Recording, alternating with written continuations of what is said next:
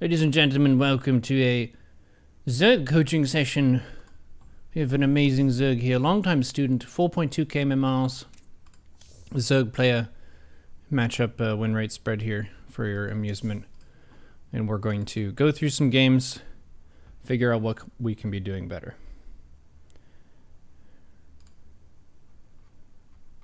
Chestnuts, a mighty swarm.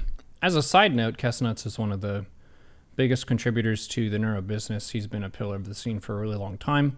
One of the longest standing subscribers and moderators of the channel. So he has my gratitude for being a friend and a resilient swarm, even in the age of the Protoss. What is up, dude? Yo, yo. How'd the game's been? I faced a bunch of your clan's Protosses today. Yeah, you know, I feel like I should feel more bad for cheering against my clanmates, but I really don't.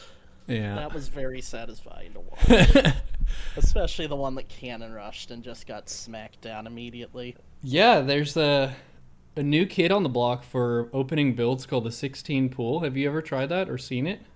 So, it's funny you mention that because there has been, I don't know if you remember, I'm an admin on the All Things Zerg Discord, and there's been a lot of discussion about pull first versus hatch first on that Discord in the last 24 hours. Because Railgun is a very big proponent of opening pull first in all matchups, and you know, a lot of people are like, oh no, like pro players figured this out years ago. Hatch first is better. It's just more larva. It's better in every way. And I did the theory crafting, and really, like, you end up like 5 larvae behind at 6 minutes with a pull first opening if you injected correctly. I think that's a small enough difference that you can play whichever way you want to play. Well, the key thing is that's before any damage factors in.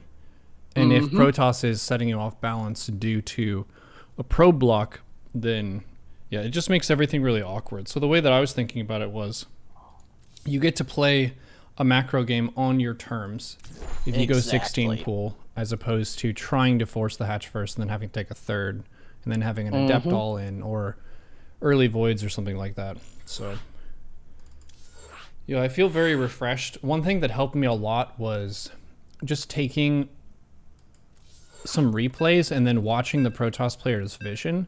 I think there might be a huge portion of the Protoss player population who doesn't use camera keys. So if you put any Zergling on their side of the map and you take their vision, it kind of makes you want to vomit. But that's a plus for us because we use the core and we practice camera locations for a really long time, which means you can go to your bases, boom, boom, boom, inject, double tap your lings, just run them around a little bit while you're droning, and they kind of just trip over themselves. So this is ZvZ. I did see your ZvZ was tied with your ZvP. What are you losing to? Yeah. So I actually just finished playing this game right before we hopped on. I'm kind of mad about this game. Okay. For the most part, I've been opening pull first in ZvZ just because everybody's doing like 12 pulls and dumb bullshit. So this game, I was kind of autopiloting. I didn't open pull first, and I kind of got thrown off balance by that. But then I recovered and was pretty much ahead for the next 13 minutes, and just couldn't translate that economy lead into a win. It's going to be a pretty classic Muta versus Roach game. 12 pull expand. We've seen it many times. They're kind of late. I thought so too. Which is kind of why I hesitated pulling the drones. I thought maybe this was a 13-12, in which case pulling that many drones would be a mistake. Wow. They lost all the lings without micro. And you have both of your queens and your base. And a drone lead. Okay, I have the question of how do you lose this game? Yeah. This is why I was... Yeah, I could see why you're upset already. If you lost from this start, this is a very good start. I'll take Yeah. the start any day. Okay, making more queens. The first check that you can represent your opponent is, did you get ling speed and stuff? Going into the main base like this, the chances of you saving your lings are pretty slim, but you would get a complete read. I feel like right now, you're not really using your larva advantage against the opponent, because the first thing you could get is ling speed, and that's pretty cheap. You already mined half the way there. So if you just put on gas, got the ling speed started, and then pulled 2 off gas again, I feel like that would give you map control for a really long time. You kind of already have it because they didn't take gas, but you can delay their third and just keep getting a perfect scout of them. Right. Yeah, that makes sense. Excuse me. So just say after 12 pull expand, snag ling speed just for map control.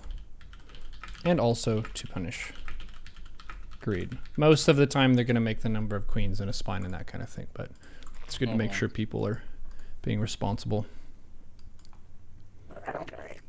So yep, they're sitting on 2 bases, so we have the question mark of to do what. If you did finish ling speed pretty fast, we can just imagine what would happen if you sent a bunch of lings in. So let's say you didn't have full saturation in the gas, so instead of your ling speed finishing at 330, say it finishes at 4 minutes. We're getting close to 4 minutes here. And they just died to lings. Yeah. So this is not a very responsible wall off. Wall is not up to code. Somebody call the wall inspector. Exactly. So yeah, big picture wise, zooming out, they tried for a pressure cheese that put them a little bit behind, and then they're cutting corners to catch up, and it's not getting punished. But you can drone your third. Where's the queen for the third, though? A little late. Yeah. I would make that a priority over the third gas if I'm looking at the order of operations here. If you're going for the third against a 2 base, you basically want to be on 2 to 3 gases and then droning up with roaches and favoring minerals more. So if your edge is an earlier third, make queen at the third a high priority, because you were ahead this game, but if you had a queen, let's just look at the macro a little bit here. So when your third base is like halfway done-ish, you're droning here. I would say like your next 150 minerals at this phase should be another queen, and you can just send the queen from the natural, because you know, well, you can kind of assume that they're not doing the ling bamboozle. Wait, I shouldn't say that. You can't assume it, but it's unlikely. So your ling should be active with speed, kind of poking at the front wall to see what's up. And the way that you would extend your lead massively is take the queen from the natural, just send her over to the third and make a new queen at the natural. Even if you're supply blocked, that's fine. You just want to get to that point of having 3 injected hatches as early as you can. That makes sense. So, I think here I was kind of trying to prioritize spending all my larvae first before making additional queens. Which is something I've just been really horrible at lately, so I'll try that next time, hopefully, and see how that works. Yeah, that would allow you to capitalize fully on the edge that you have with the earlier third. Man, the disrespect of their build. Yeah. This queen injects actually produce more larvae than the natural production of a hatchery. So it makes sense to prioritize that a little bit more. Yep. That's one of those things that really separates players' win rates in ZvZ, is who can just crank out larvae through the battles and stuff of what happens. Oh, they're going massling too. Yeah, that's I think I see this, don't I? I see the Lings at one point, and I'm like, aha, the Roach Warren is a fake. They're going for this stupid upgraded Ling bullshit. Mm-hmm. They don't even have a melee or carapace on them, though. So one of the ways that I was talking with Apoptosis about ZvZ, and you've played this way before, like when you and I play each other, I play standards, so you're doing the Lingbane into Roach thing. Whenever weird stuff happens as an opening, sometimes you get off that horse of, I'm going to check with Lingbane pressure, I'm going to check with Roach pressure, and I'm just going to always be in their face. They'll go for like this 2 base queen wall off thing, and you kind of back off with the pressure, and they get to do silly stuff like this. But if you send in 4 Banes and 20 Lings, you won the game. So you could break it down and say the checks of responsible macro. Say question number 1 is, will the opponent die to 4 Banes and 16, or say, we'll say 12 Lings, which is pretty cheap. A lot of the times, like in this game, the answer to that would be yes. You would have just outright won the game because they cut that corner without scouting to confirm that you weren't able to represent that. And then the second one would be, would the opponent die to a speed roach timing? Question. A lot of the times, yes, if they just try to drone their 3rd off the back of this, or reach for gases this early, with the Spire not even partway done, if you just sent these roaches, they're going to be taking a huge amount of damage. But the longer you wait, the more time you give the Mutas. Let's go to the active forces tab real quick. Okay, so you have a lot more minerals in army, and then 450 gas, and they don't have any there. Yeah, this was a little bit of a misread because I thought they were going for the upgraded Ling Bamboozle when they really were going Spire behind this. And I scout the Spire, but I don't actually like click back over to look at what my Overseer saw for a ridiculously long amount of time either. I would say, just as a general note, don't make these 4 Ravagers.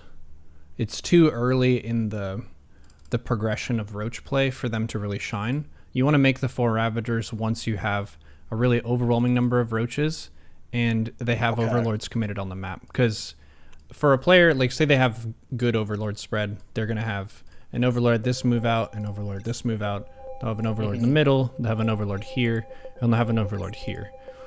But that's assuming they have good Overlord spread, which this opponent does not.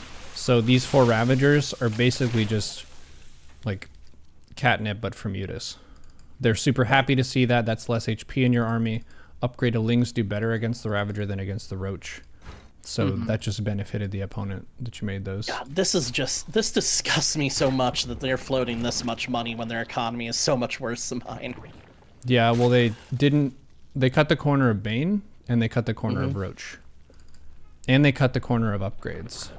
So they cut a whole bunch of corners for a very thin layer of like Lings, which if you really turned on the brutality of Lingbane, they would have died. Right, yeah. And then now they get to their happy place, which is, I'm getting gas from my 3rd, but I'm basically on a 2 base all-in economy, and I'm going to spam Ling Muta at you. Which just, it's kind of like them cashing in on Roach timings that would happen at this point. Yeah, I've got nobody to blame but myself for this one.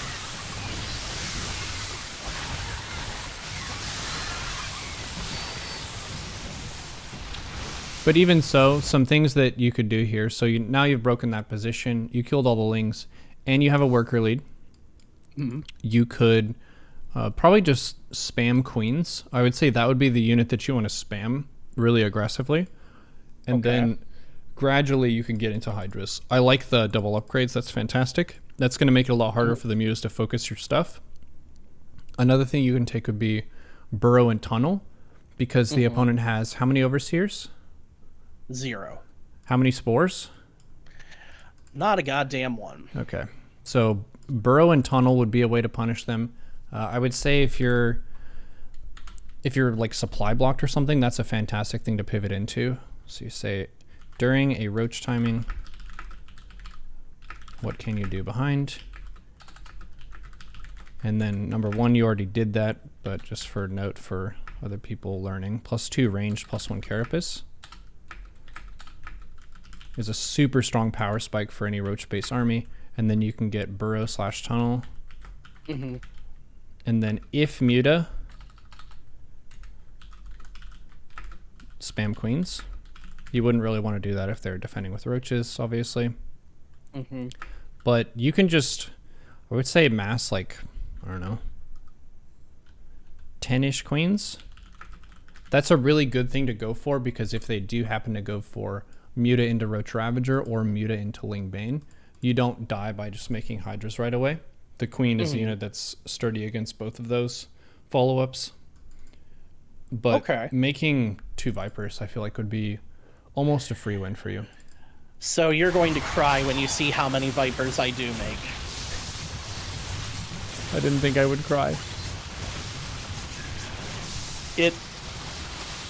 It's going to be a very sad statistic. I'm just going to warn you right now.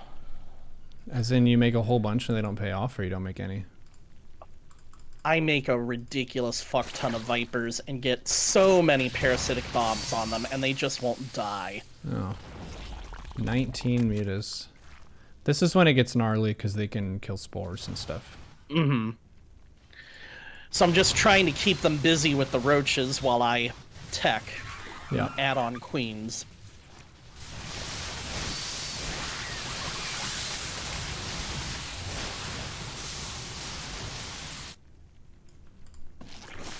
$27 mutas.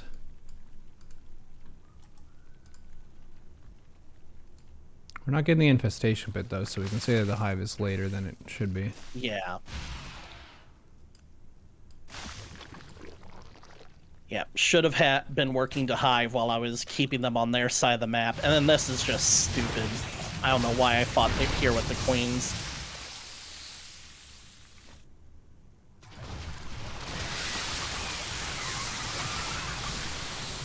Yeah, units lost hive is gonna be a bummer. Yep. This is, I would say, one of the most annoying ways to lose, where you get ahead and you're trying to just bash in and kill them, but you bashed in at the wrong time and they got away with a bunch of crap, and they're playing a pretty simple strat that's really hard to deal with, which playing against muta is a lot harder than playing muta, because they get to play really is. They get to play a little kid soccer game where they just have all their stuff in one clump, and it's gonna do pretty well.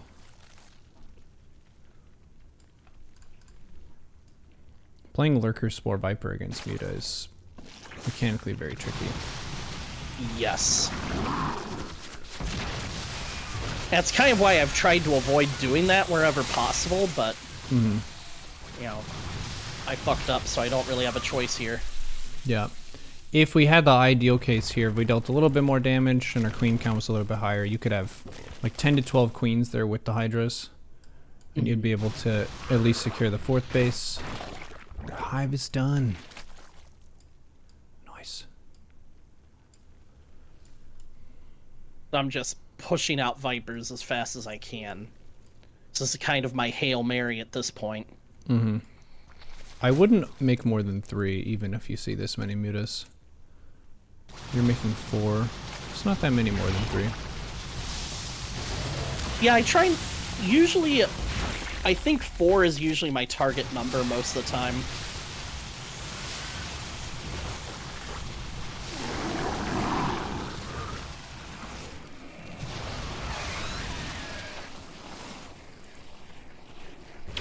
Miss Rally kind of fucks me here, too. You should also be a lot more liberal with upping the spore count. You can over-drone your base and then get, like, 3 spores per base instead of 1 to 2. If you're against that initial Mutaflock, then you can make 1 spore per base, kind of like you would against Oracle or Banshee or whatever. But once they do this, which is like, this is bad country and that's the only thing I do in life, you can go up to 3 to 4. Like, that's a very good call. And having them in front of the base, so if you're looking at your 3rd, having one like kind of here blocking this extractor and the hatch, and then one on this left side, that would be really good. You should also have a spore right on that roach warren. That's another kind of point of your territory where the Mews can swoop in. So you would have... I like the spore placement at your 4th base. You could even have a 3rd one that's right where this Nautilus symbol is. Yeah, just up the spore count a little bit more. Because you're just buying time for your max out. Because your max out should be better than theirs. If you have upgraded Hydra Roach, whatever, with Viper. They actually have 53 mutas. Yeah, this is insanity.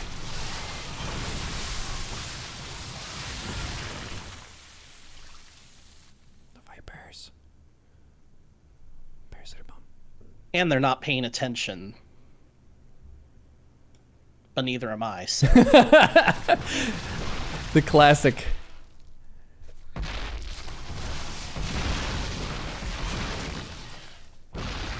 The classic, my opponent played bad, but I threw harder. Right. Yeah, Yeah, so go. this is kind of the pattern for the last few minutes of the game, is I get parasitic bombs on the mutas, but not enough to kill them, and they just keep killing my ship. Yeah.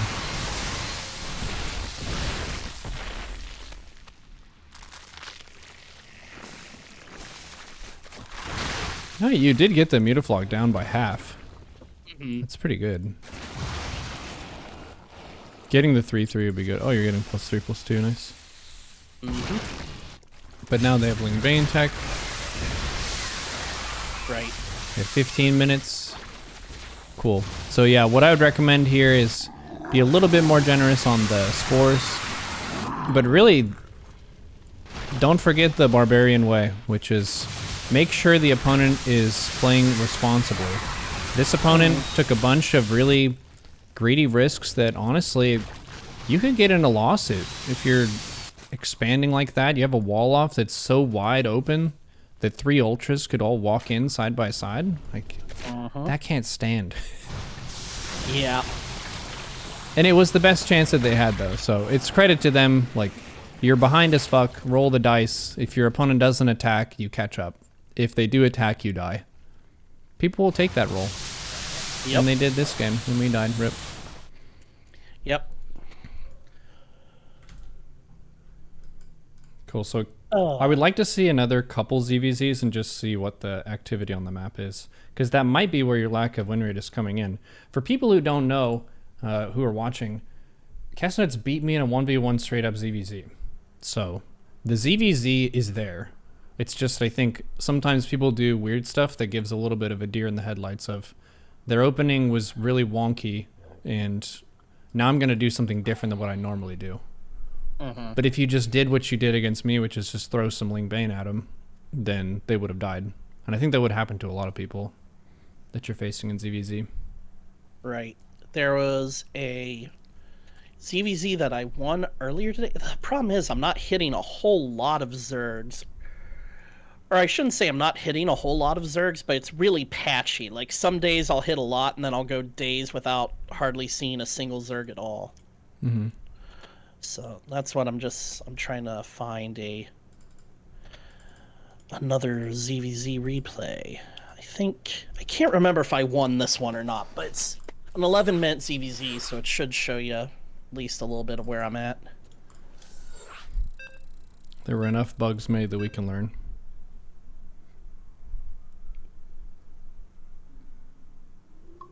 Really grown to like this map. I think this is the best macro Zerg map that we have. I think so too. It's my highest win rate map.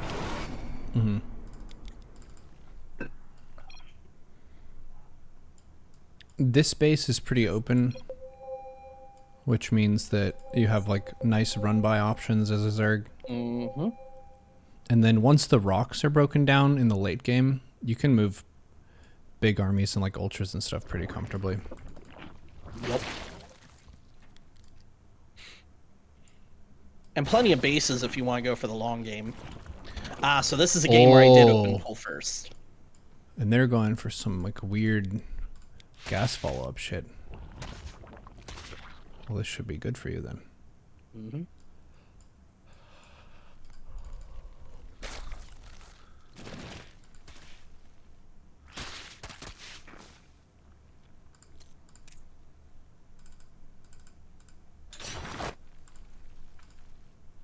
link speed.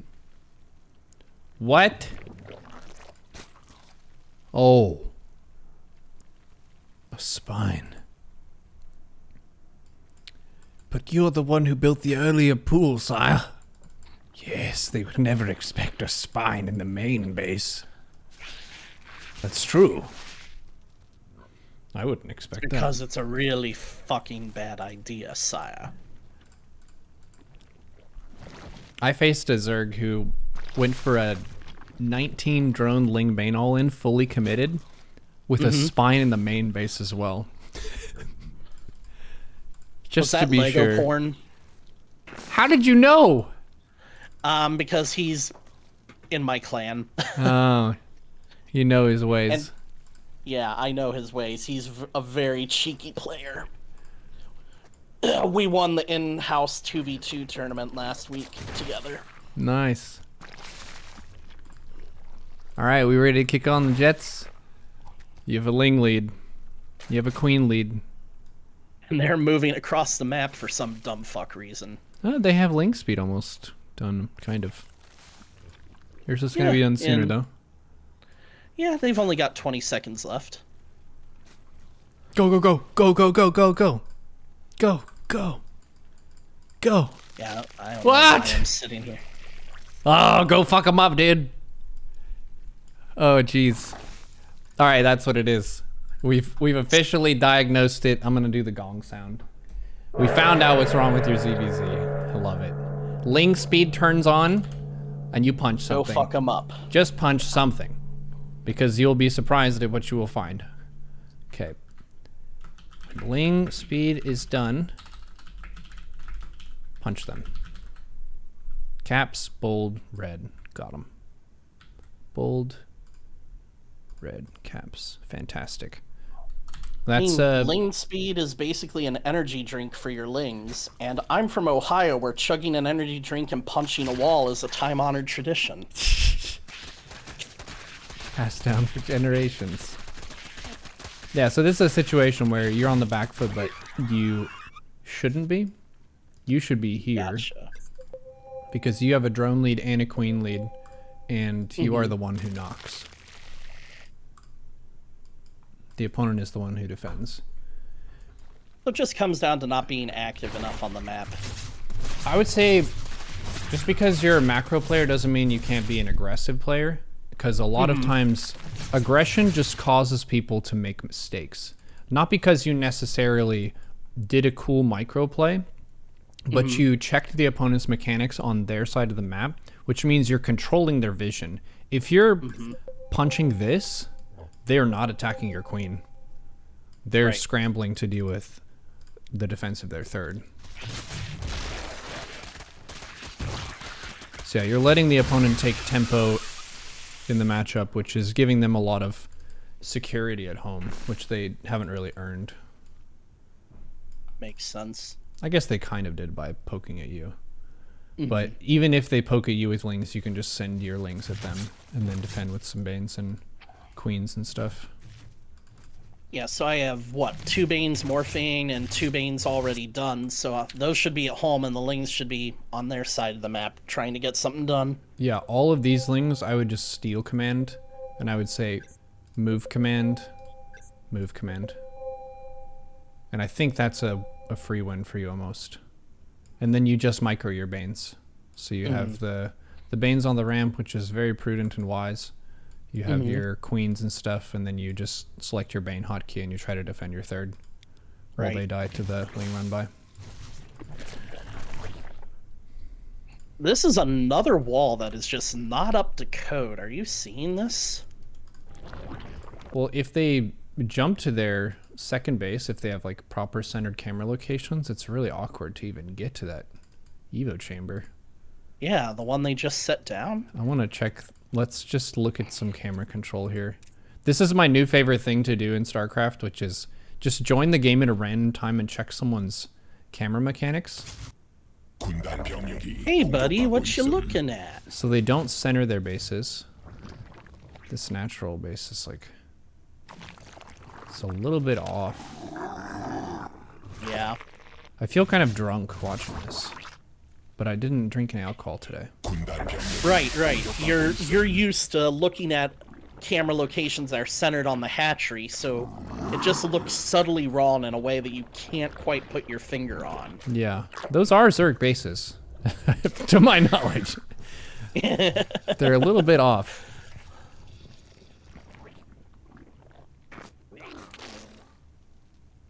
Looks like they are using cameras though, which is a step above what a lot of other players are doing. Okay, so they're doing their normal stuff. So your mindset here, do you feel ahead? Like, what are you going for? You're macroing up. I feel like, what did I see at this point? I haven't seen their wall.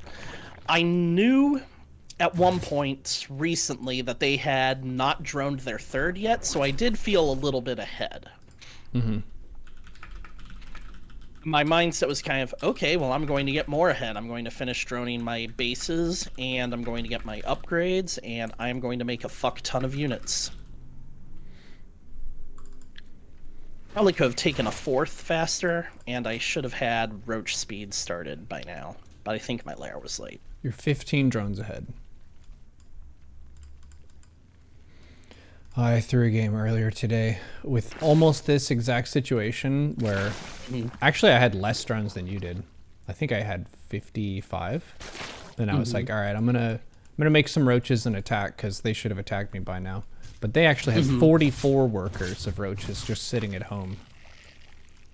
I should have just sat at home too. They had a third base, but they didn't drone it.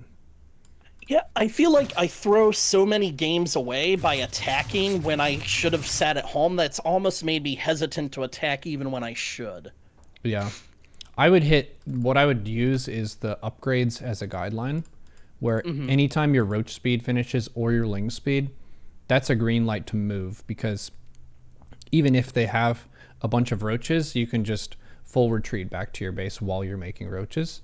So it doesn't really cost you much of anything at all. Same thing with ling speed, because if your ling speed finishes and they attack you at the same time, well, you want to attack with your lings anyway, so it doesn't matter. So in this case, the roach speed completing would be a great time to just move out on the map. Let's see when that was, and then kind of talk through what the response would be. I think this was one of those games where I forgot my roach speed for a ridiculously long time. Ooh. This is gonna be really embarrassing. I can't watch. Okay.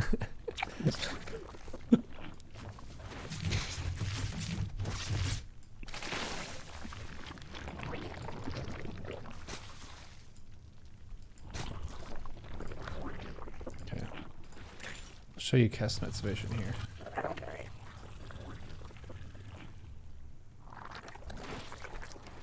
Man.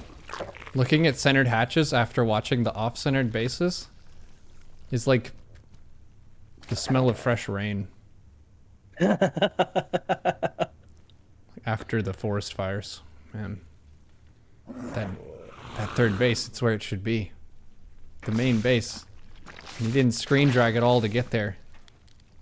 Wow. But the roach speed. Did you ever watch Stefano before he started using camera locations? Your forces are taking damage. Maybe? Before he started using camera locations, he would mini-map drag his camera to the base, then box the You're queen and engaging the inject. opponent. Ah. You've evolved the swarm. It was How forward-thinking of you. so painful to watch. And he was the other guy best is player in attacking the you. world That at the hardly time. seems fair. Yeah, well, he made the major breakthrough of how to drone properly as Zerg. Which meant that he didn't really need to have the best camera control. He could just make more stuff than people could deal with. Where's the roach speed, Sile? Have you ever tried Roach Muta? No, I haven't. It's actually not a bad call at all, especially with this setup that you have here. Because if you want to just play upgraded roaches, you can do that off 60 drones with 4 gas. So when I see your setup here, if I want to play a roach game, but I have 6 gases, my question is, like, what are gases 5 and 6 for? You could easily afford a Spire, and then you could just make mutas on top of this, because mutas would negate any Ravager advantage that the opponent has, and they have to do a whole bunch of gear switching of, okay, are they going queens? Are they going hydras? And they don't have very much flexibility to do that because their economy is 51 drone. Right. So Makes sense. 66 drone, I would say, if we're looking at economy sizes, you've got 60 would be speed roach with +2 attack, +1 armor. And then we can say 66 to 70 would be Muta Roach or Tunnel Roach Ravager with 2/2, or work on Hive. Like you can do something else other than just the roach stuff if you have this much gas. Gotcha. Something that the opponent cannot also do with their all in. Mm-hmm.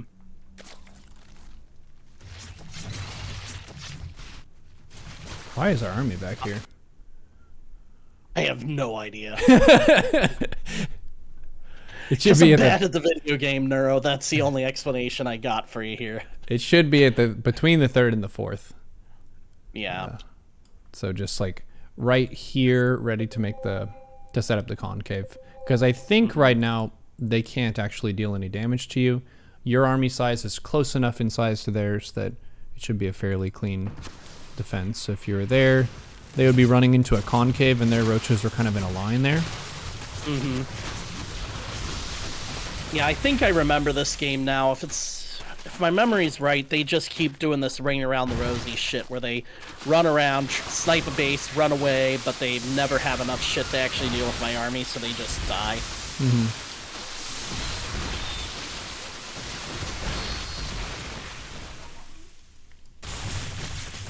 The roach speed finally started at 827. Oops. It happens.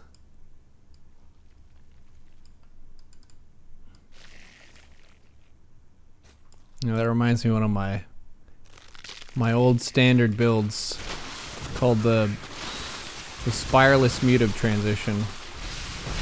Where it's like, alright, I got 1.4k minerals, 1.4k gas, I'm gonna make a round of mutas.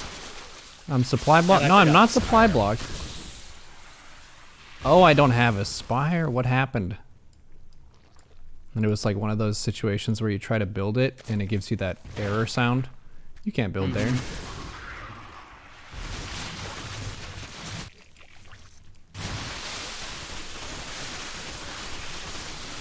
Yeah, having roach speed would have solved most of these problems, but setting up the concave at your 3rd was the first thing. Yeah, attacking more in general would make your ZvZ a lot stronger. You've been missing windows where you are the dominant Zerg on the map, but you're playing passively instead of like bumping into them. When you bump into them, you don't necessarily need to commit. You can always retreat. But yep, there you just win with superior macro. GG. Peace through superior firepower. More firepower, more roaches. Okay, so I feel like we got the ZvZ figured out. Mm-hmm. What do you do So when the I've link got speed is done? Punch him in the face. Exactly. Just a sec here.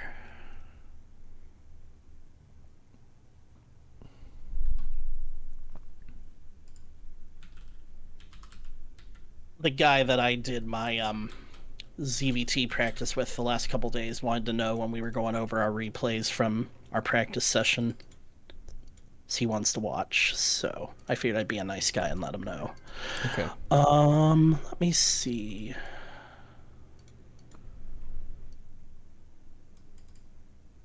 Yeah, I played a lot of games this week.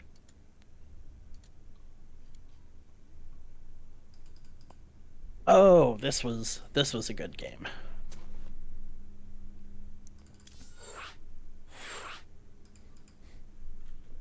You are a lobby host, sire.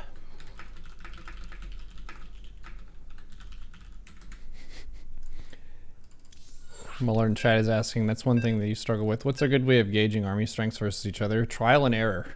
Just send it and see what happens. Because sometimes it's tough to know.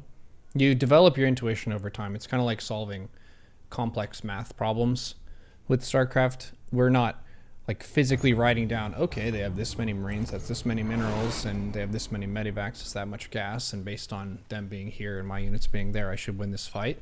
You oftentimes are having a rough memory sense of how did the early game go and am I ahead? Because if I'm ahead, I can just make a bit of stuff and then check my opponent, bump into them, and make sure they didn't roll the dice and try to get past me with greed. And you can think about different squadrons of army and stuff that can do that well. The one in ZvZ that's super good is 12 Speedlings and 4 Banes. That just kills so much of the greedy nonsense. If you're a Protoss, sending in 2 Adepts into a base is really good. Just having Oracle presence to punish lack of spores. Trying to time your attacks with your upgrades. And then getting a sense of what attacks work and which ones don't. This map is a pretty decent one against Terran. A lot of the time it goes to late game. This is actually, I think, the worst map for me in terms of win rate right now. Well, it's the best map for Protoss against Zerg. I think we talked about this the other day, that about how a laser was saying if you're not playing best of 7s regularly, you should veto this map. Yeah. Because it's impossible to hold a properly placed cannon rush. Okay,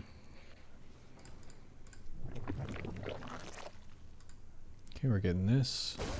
What are we making through the Reaper? Drones, Overlord, Ling Speed.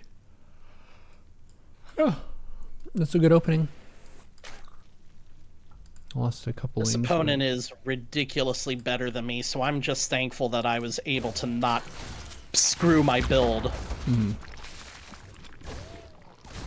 I think this is a 5k Terran. So a quick note of what is the job of the Queen. The Queen that's at the low ground, her job is to be the chaperone of the creep tumor progress. So if the creep tumor moves, the Queen should be running up right in front of that, ready to DPS a Reaper. The 2 Lings are not enough DPS. Basically, if you want to put a creep tumor in a Reaper's face, you have to have a Queen in the front of it and 4 Lings ready to pounce on it at the same time. If you have less than that, then you have to be kind of conservative about how you spread it. You could still spread this tumor, say, like right to this corner and then leap down. That would be super safe from the Reaper. Or you could just wait a little bit longer. But yeah, that's the first tumor is a fairly sizable investment, so losing that on the first little growth thing here, that gives the Terran a lot of tempo for attacks later on.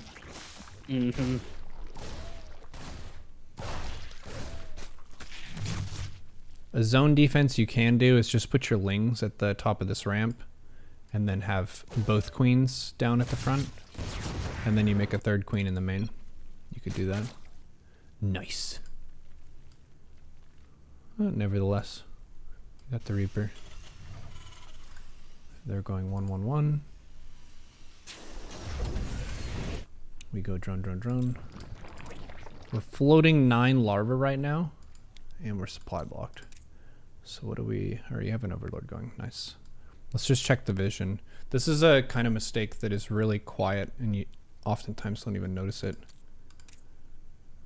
But it usually means that you're looking at something else that Queen's ready. Find a hatchery to inject. feels more important than droning, but usually isn't. Okay, the larva just popped. We're doing Queen stuff. So I would say drone first, then do Queen stuff. Because you could have gotten out like 5 You have a new queen. workers there. Those hatcheries won't inject themselves. Seems legit.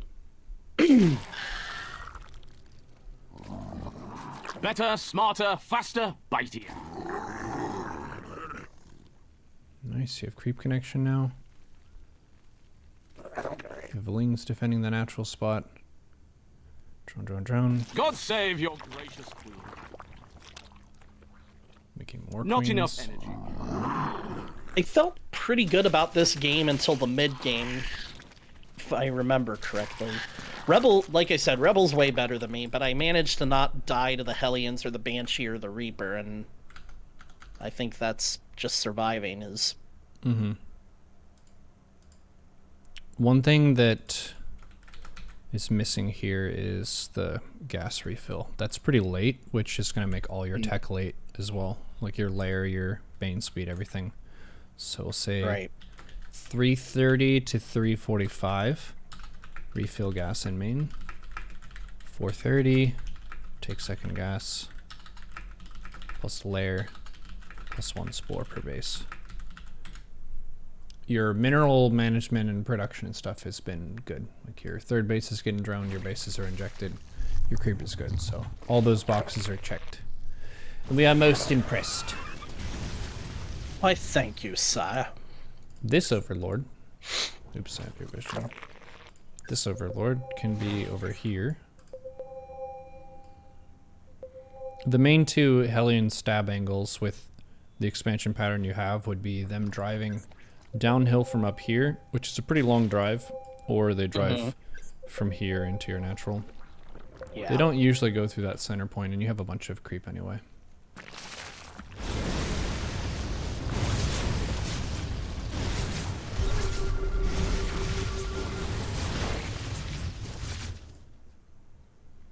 Did you see any of my samurai on Tuesday? A little bit. Did you see any of the double macro hatch stuff? Yes, I did. It's so good. I actually just watched the Dark versus Bunny series from GSL the other day, too. Like, look at this right now. This moment in the game. You're supply blocked and you have 650 minerals. Hatches give you supply too, but then they give you larva for the rest of the game. The thing that I didn't really realize about the double macro hatch, because I was like, oh, that's just if you're doing like a troll mass ling style and you're just trying to make a whole bunch of lings like your life or something and you're trying to be cool. But if you lose a base, like if you lose this fourth to some kind of timing, maybe they just made them into hellbats and you had to cancel, you still have a ton of larva income, which gives Zerg a ton of rebound potential. It feels like the double macro hatch, in addition to helping you build more stuff, it makes it a lot less punishing when you lose your fresh base, which Terran is oftentimes trying to do anyway.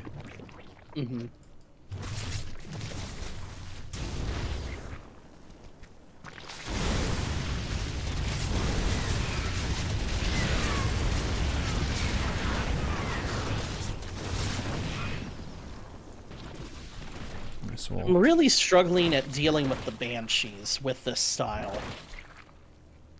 Yeah, one thing that I've seen Rogue and some really good Zergs do is they'll just leave like 2 queens at each base. And they're not moving the full queen group around very much against the Banshee. They just kind of check the boxes. I knew there had to be some trick that I wasn't thinking of. Yeah. I will say try the 2 macro hatch thing. I think it's legit. If you're going for lings in your composition. Okay, another thing is versus Banshee. 2 queens per base with Spore, and you're basically good. And then you can just watch minimap and drone.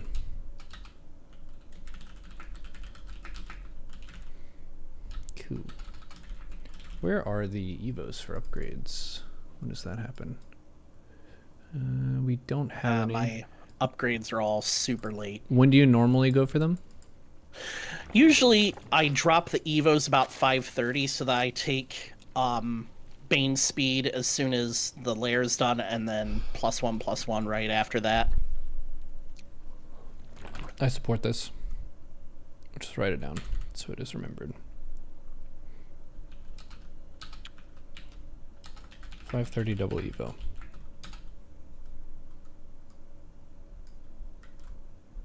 $4:30, take second gas. 5:30 double Evo. Perfect.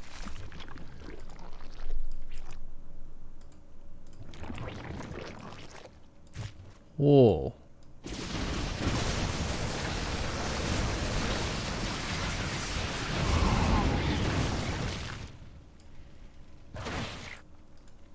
Have you tried putting 2 spores in the main against bio? You mean just to zone out the drops, like Yeah, like over just put here? them where there's no creep. That spot right there. Yeah, I've tried doing that. Yeah.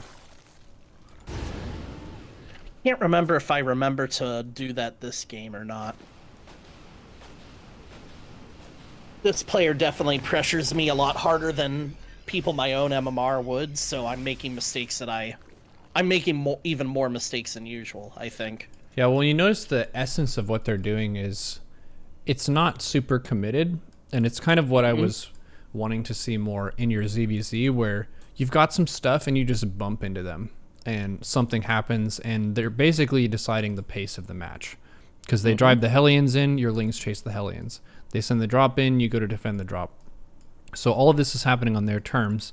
They're not like all-inning your base or anything, but they are forcing you to move your units around, which you can also do to them. In this case, they have a pretty responsible wall off, so there isn't a great window for this, but you can always try like the small bet sizing of send 8 Lings into the natural. If you send 8 speedlings into the natural, the tanks will shoot and kill probably the first 2 or 3 Lings, but then you've got 6 Lings in the natural, and suddenly their camera has to get pulled back home, and they can't do this to your 4th base.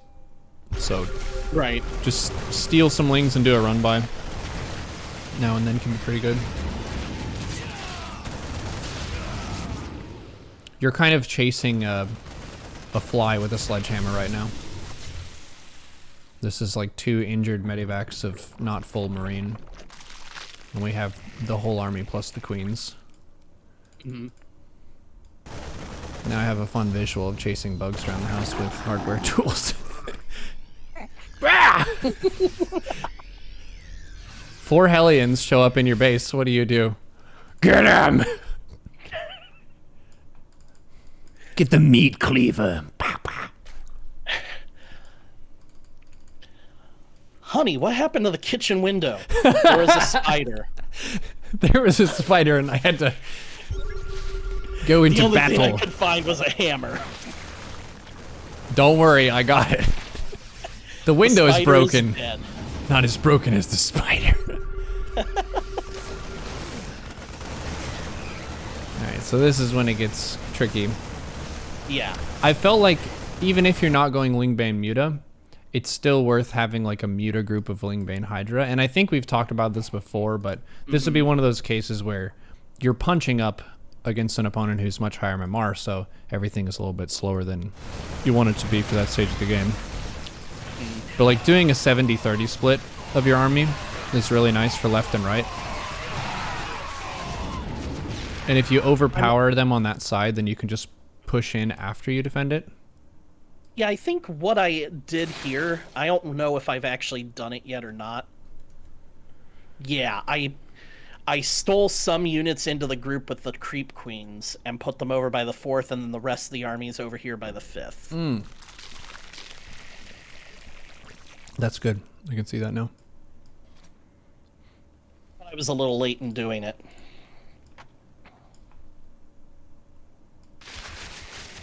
Breaking rocks. What is our hive tech choice? We got Lurker Den. Dude, this is the spot right here. Nidus. 10 lurkers into the main base. Hopefully the Terran you're playing against doesn't have the stream open. That'll kill a lot of people. They don't Yeah, expect you it. know, I never Nidus, and I know I should. I just have not been able to work it into my playstyle yet. Yeah. Well, for a simple way to think about it, lurkers are a pretty good unit. Doing lurkers uphill into an opponent against tanks is not the best. Lurkers attacking downhill with Bio trying to run up the ramp, that's a good unit. This is what we call the Obi-Wan Kenobi. Yeah.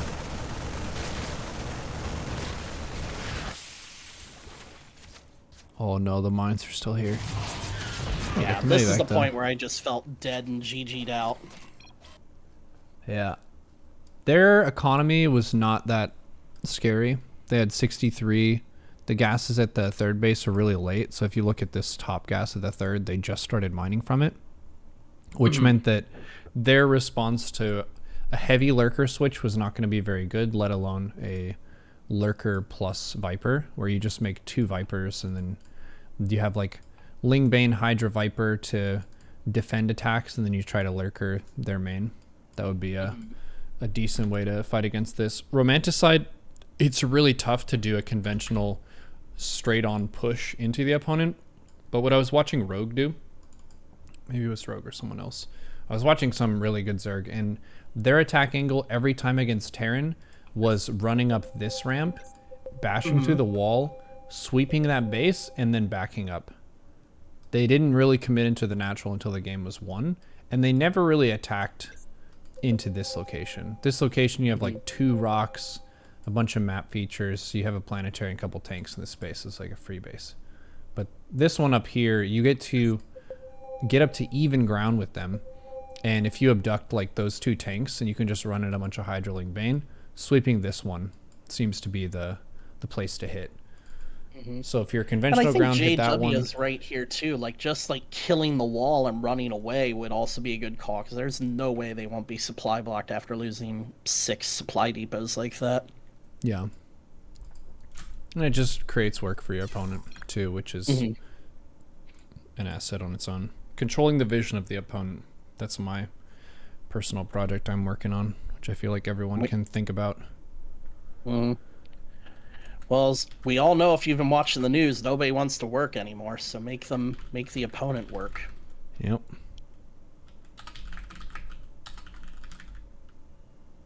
Let's see. Here's the other ZvT with the clanmate that I wanted to show you. Okay.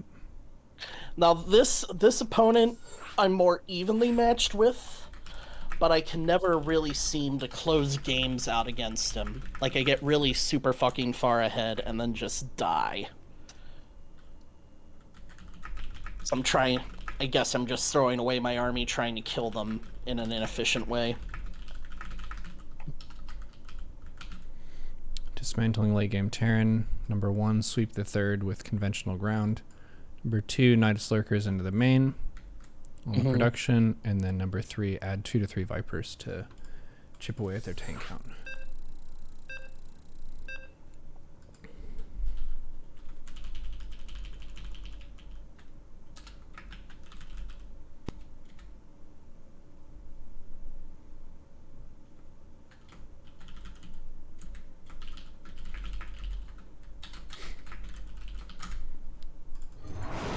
Juggernautha versus Matt. So here's your motivation. You're playing in the far future in a video game. There are space bugs, advanced alien races, evil technology, prophecies, and you're the commander of the forces. What would you call yourself? What would your nickname be? How about Matt? It's perfect. You'll be known as Matt.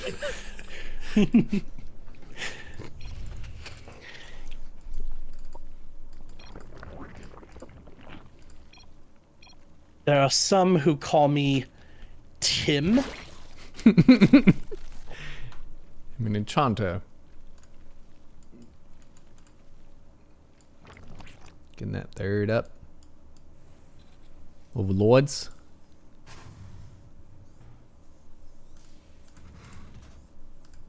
Goes in for its scout.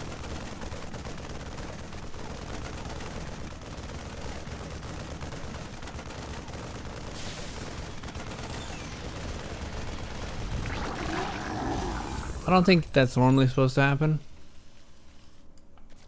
What, losing the Overlord? Yeah. No, it's not. I think we'll chalk that up to the chatty early game. No, part of the problem too is I don't know where to put that Overlord after the initial scout on this map, because this pedestal here is not safe. Here. In the speed zone? Hell yeah. This is the short rush move out lane. So the short rush from your opponent to you with Hellions, they'll drive through the first speed zone and then through the second speed zone over to get to your queen. So if you have an Overlord that's, see this pedestal that's on the left and the bramble bushes that are down and right from that? If your overlord is on that path, you'll see any stuff moving out. That includes medivacs, marines, hellions, whatever. So I'll do this pattern on pretty much every map, where I don't usually put it on a pedestal, and sometimes I don't even sack it into the main. I just put it hovering pretty far out in the short rush path. So overlord placement. This would be before 3:30. Overlord placement. First overlord. 1 checks for nat, then doubles back to short rush path. Fantastic. Number 2 checks proxy. And then number 3, we can say these should be the entrances to our bases. What are overlords doing?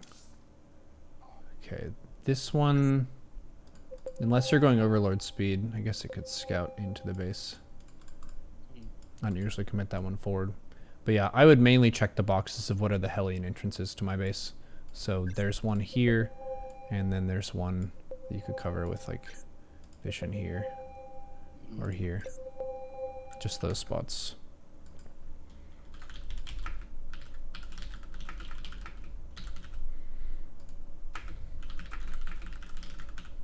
Cool. We have an I would say overlord that's been checklist. kind of a consistent leak, too, is just not having vision of the lanes into my base like I should. Mm-hmm.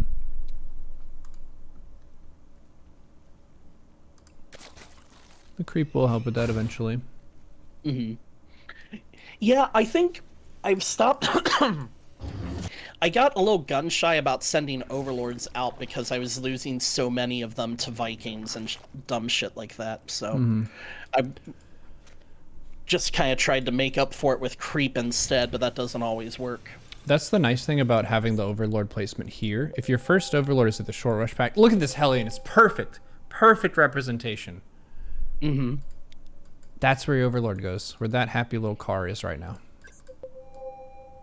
And then you get to see all this shit. But if you have the overlord there, the Viking's going to kill it really early, and that's when you can just pull these in. So you pull this one all the way into the base. I've seen players do this, like the Codes players. They do this against Void Ray as well, where as soon as they see that it's Void Ray, the first overlord died, just pull all of them in. You'll be able to get vision with creep and stuff, and you don't have to worry about a lot of ground-based heavy aggression because they just showed their hand of they're investing in killing your overlords. So you just wait until you get overlord speed, and then you can respread. Makes sense.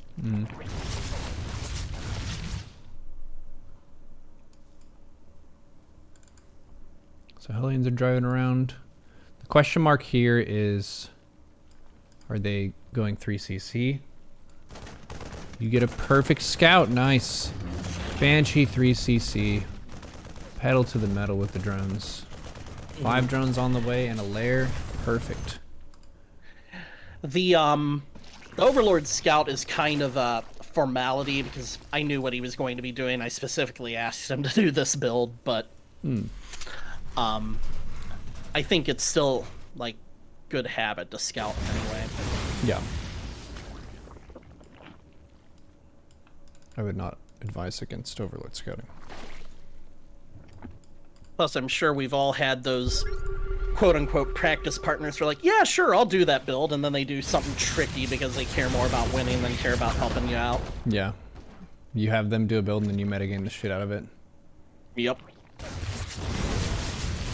I would favor getting the 4th online before getting these other gases. Because you're getting the gases, the natural and stuff, but this 3rd base is not done yet, and my question is like, where is your 4th? I like linking the steps together of, if you see a quick 3rd orbital, you instant 4th base. Like, that's your next choice that you make in the video game. Just go to when the Overlord Scout goes in. 4:30, very nice time to scout. And it's already a CC being made into an orbital, which you can rule out so many all-ins with this. This is a beautiful scout. So I would just be like, go back, grab a drone, put it at the 4th base location, wait until you have 300, and then click the idle worker button and just build it. One adjustment I have been making today, these games are from Tuesday night. against 3cc, this is something a laser does. Instead of getting a 7th queen, he gets a 4th at like 4 minutes 45 seconds. Mm-hmm. Yeah. So that's kind of the adjustment I've been making against 3cc today, and it does seem to time out really well. Mm-hmm. I didn't think there was any way you could possibly have the money to get a 4th base that early without floating larva, but turns out I was wrong. A floating larva isn't really that bad because you can spend it later too. Mm-hmm. So it's not a mortal sin that you really need to prioritize against at all costs. You have a little bit of extra larva, that's fine. Mm-hmm. And with the 3cc Banshee, you don't really need to spam queens up to a really high number really fast. You could delay queens very slightly to get the 4th base a little bit earlier, reason being they can't really commit hard into an early Hellbat Banshee all in because you saw that CC, so. Right, and that's kind of just been an adjustment in thinking for me because I've always kind of just been like beelining straight up to 8 queens without really thinking about it because it's a really safe way to play. Mm-hmm. I don't think but it's not necessarily the most economical. Yeah. I wouldn't say that's the most important thing to gain from this. It's more of like linking those decisions, which you already seem to have some awareness of after studying some laser. But yeah, look at the double macro hatch opportunity right now. We've got the money. The money. We've got the real estate in the main base. 2 macro hatches right here. For people who missed the earlier part of this discussion, this is the new shit. The new secret that a lot of the top Zergs have been going for, that we have historically sworn against for like 8 years. You don't get 2 macro hatches. That's for bronze players. No, it's actually BIS. A secret almost as life-changing as oatmeal. Let's not get carried away. No, it's good. It's very good. I'm definitely going to try that on my games after we get done with this and see how it works for me. It makes stuff like an unlucky mine hit feel a lot less painful. Because that's a big part of what hurts so bad about losing a huge chunk of lings. It's like, that was a lot of larva that could have been something else. But you have that double macro hatch and you've got larva for days, and it's like, yeah, you know, I'm not really too concerned about larva problems anymore. Right, and I often find, like, up until, like, the late game where bases start mining out, usually my problem isn't that I'm running out of money to keep making units, I'm running out of larva to keep making units. Mm-hmm. So that seems like a reasonable adjustment to make. And I guess my thought here was, well, why take a second macro hatch when I can just take a really fast 5th base? Counterpoint, why not both? We have the money. We have the technology. That is a very good point. 2-2, 2-2, 2-2, 2-2, 2-2, 2-2. 2-2 lings are super good. What the hell was I even looking at instead of this drop? Oh, yeah. We've got to get the fly in the room with the sledgehammer. 2 Medivac submarines show up. What do you say? 8 queens, 400 lings, 55 banes. Get the... Well, the drop is dead. Yeah. Ooh, this is the moment. Oh my god, the disrespect of this 3rd base. Oh shit. Matt.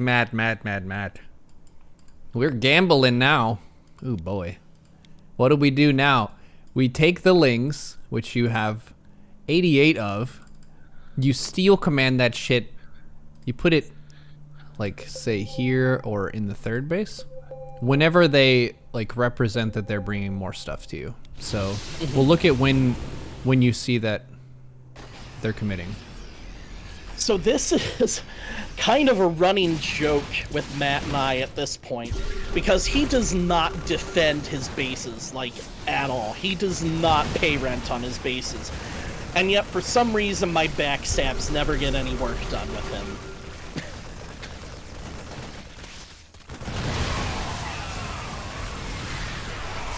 He's got 1-1, you've got 1-1.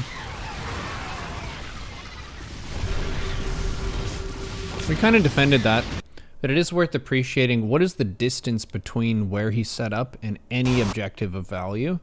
Your creep spread is so over nothing. Your creep spread is so enormous that he's basically setting up a battle in like Florida when you're in like Dakota.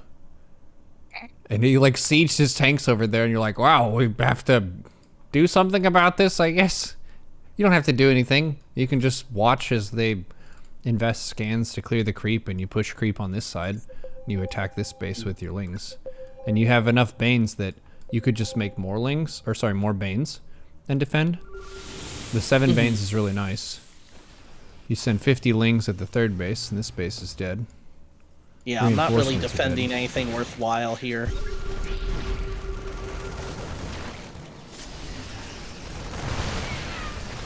You don't want to completely give up that high ground, I think. But the tanks are really far off being able to do anything about that. Also, this 4th base has nothing yet.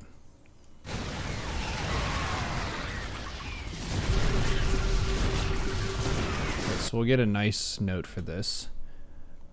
The instant the Terran sieges up tanks and or mines at the edge of creep, steal command lings and move command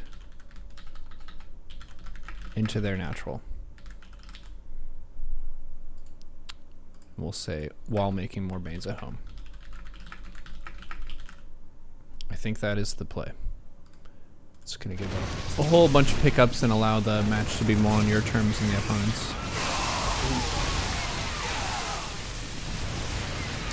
And this is specific to the siege units being there, because I played in that tournament against Uppatry, and I was backstabbing him, and it failed constantly because he didn't move his siege units away from his home base.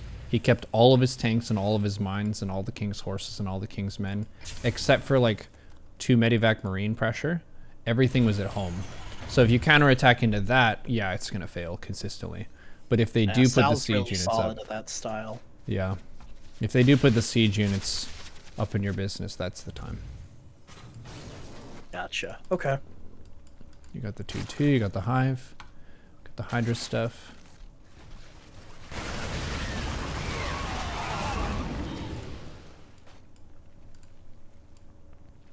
Lurker tech? What tech? We have so much gas. Ultra?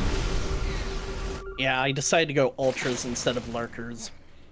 That's fine. Probably not the correct call.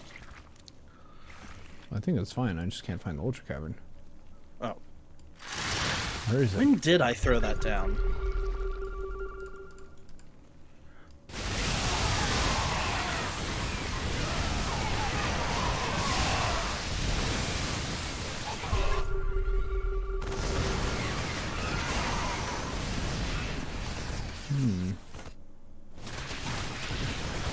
I like the 2-prong stuff. But they're pretty entrenched on the 4 bases now, and they have all their units at home. So this is where the 5 Broodlord I think is really good. Just enough Broodlords to punish a lack of Thor and or Ghost, which they don't have any of those yet. And then you can pivot into Ultras after that. Just that the Ultra isn't very good at attacking uphill into this turtle position. Right. But 5 Broodlords are. So I'd say in a case where your money is very high, if money is very high, at Hive Tech, use Broods to siege with Ultra Tech to take fights in the midfield. Versus 4 base Turtle Terran, 5 Broods plus Queen support to pressure.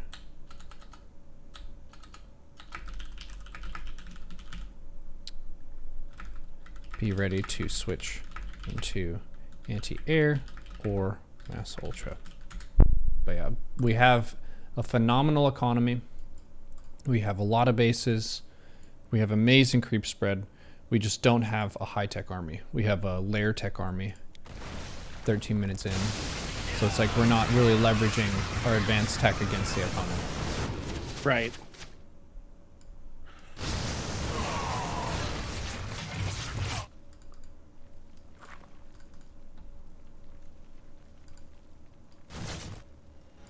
They're going so many factory tank. Is this 4 factory tank? It is. 11 tanks. He's preemptively preparing for me to go lurkers. Let's do a quick check to see if this main base is Nidus proof. Okay, there's no missile turret coverage at all. Good to know.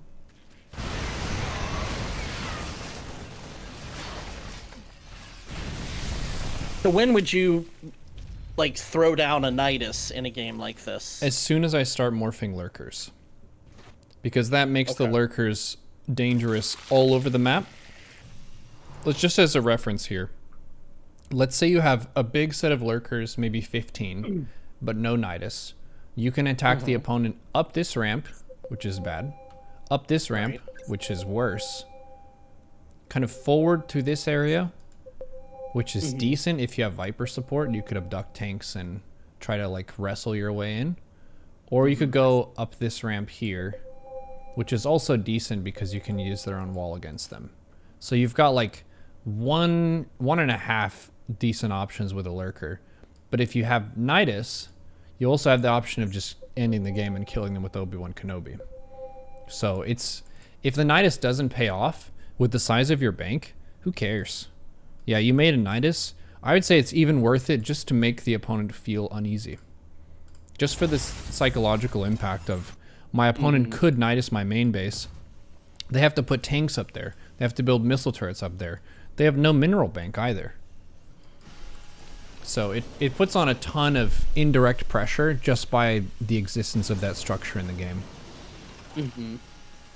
You could do a session if you want to for fun where if you even attempt one Nidus exit, you win. Because that opens up pressure in a lot of other locations on the map. Right, that makes sense.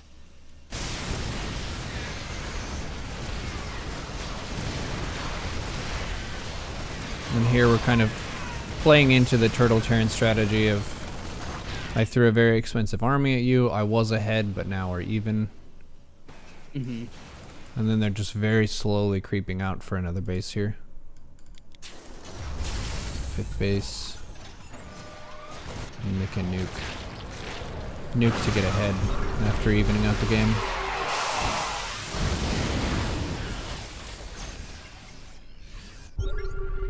Yeah, dude. Nidus range lurkers onto that main. Or do 5 lurkers, either of those are fine.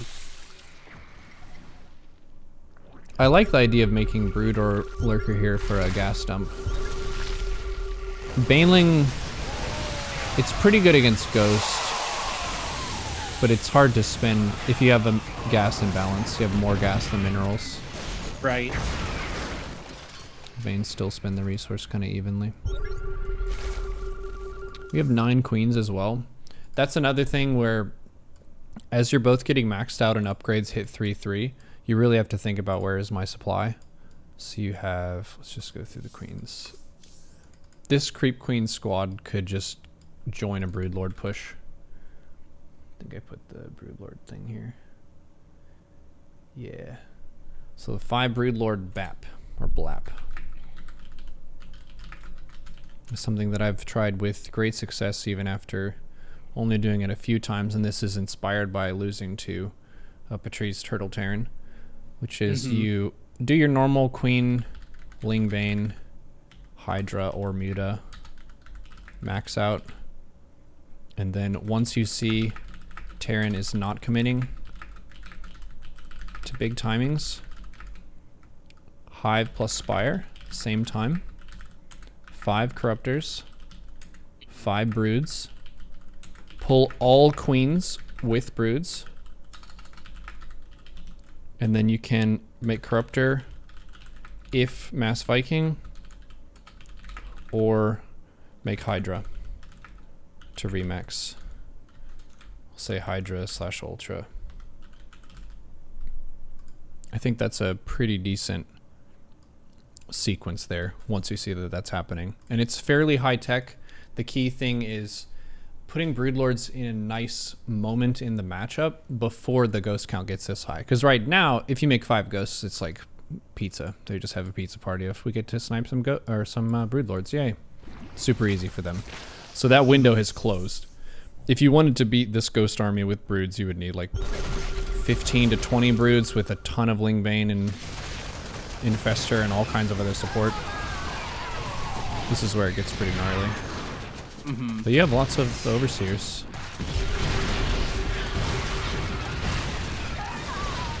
I do love listening to ghosts die, I'm not gonna lie. Rapid fire snipe. Ugh. Very good unit.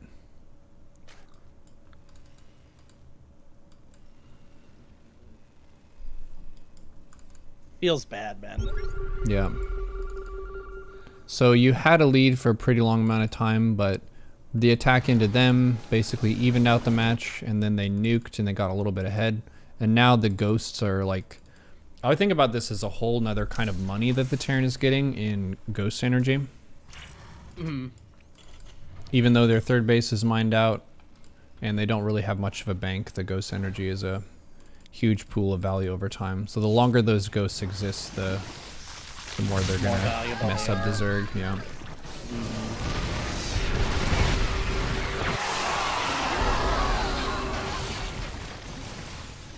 Are we making Lings after this? Yeah, that's going to be a problem too. If you have a righteous gas bank of 3k, you should remax with Ultra or something that'll spend that as close to 1-to-1 as you can. Okay. Even though the Ghost can snipe the Ultra, they have this window now where they have very few snipes left because they just dumped all their energy. And even though they have tanks, these are only +1 attack tanks with no armor, which is a poop scoop. Against 3/3 Lingbane Ultra? Hell yeah. Yep.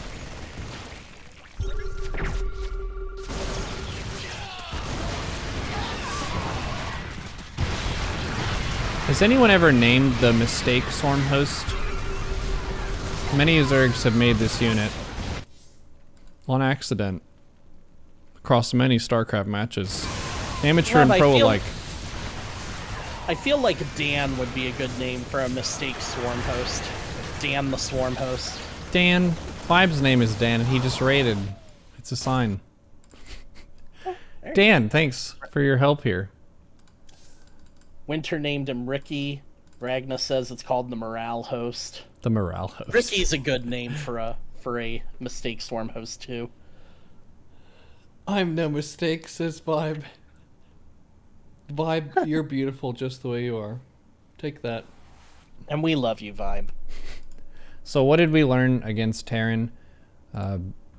Whenever they siege units on the edge of your creep, instant punishment with a Ling counter. Right away.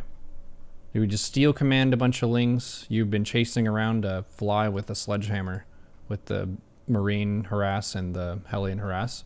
So being able to see, okay, they're being a nuisance outside my base, but it's not enough that I need all my strength. I can just check the third, check the natural with some Lings. If there's damage, then I get the damage. If there's not, then I can just pull it back. And then the other one is double macro hatch. I'm just going to put this in like this smack dab middle of the notes for ZvT. Double macro hatch. Something that more people need to be talking about. I was a skeptic. I'll admit it. I was a double macro hatch skeptic for a long time. Where you would say, well, can't you just inject your bases better? That voice in the back of my head was very strong. But then I'm watching Dark take all these little Protoss and Terrans to school on the school bus of double macro hatch. Even in the GSL Code S, where people would say, well, shouldn't he just macro better? But it's Dark and he's winning, so... Right. Your argument from like mid diamond, high platinum, it's not gonna hold too much water. I love how Pig described Dark's playstyle. It's what I'm trying to think how he worded it. Play a shit opener, get behind, and then be a god. Something like that. He plays like a bully, where I kind of see the units that he's making and what he's doing, and I can almost hear the people who play those races on their streams complaining about those units, like off in the distance somewhere. He looks like the kind of guy that'd shove you into a locker if you were in StarCraft High School. Yeah, he's a broad guy, and he's kind of mean with the banter and stuff, so that is definitely his player archetype. Well, cool. We got some nice ZvZ and ZvT notes. With the ZvZ, man, when that Ling speed kicks in, you should slap people, because your Ling Bane control is way better than people at your MMR, so just like lean into that against them a little bit. You don't need to commit fully because you still have the ability to drone through it. So you slap them while droning, and then you can just play from being really ahead. And then the other one was, if you take the third base edge, the sooner you inject that third base, the sooner you're getting full value from it. Makes sense. Well, sweet. All right. Well, I feel like this was an unusually productive session, so I'm looking forward to getting back on the ladder and putting these lessons to work. Hell yeah. The thing that is really fun too is when the advice is like super easy to execute. Like double macro hatch, trivially easy to do that, but you just don't do it because you don't think that it's worth it or something. But for me, I had a massive 120 MMR upswing, so I'm going to be preaching this until it stops working for me. I'm with you on that, dude. I'm going to give it a shot and see how it works. Well, cool. Light them up. Always cool coaching with you.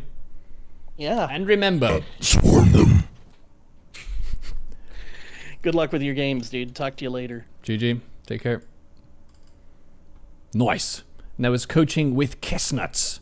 4.2k Zerg. Coached him a whole bunch of times. He has been trained in the righteous macro Zerg ways. So he's getting super high drone counts. Lots of creep spread.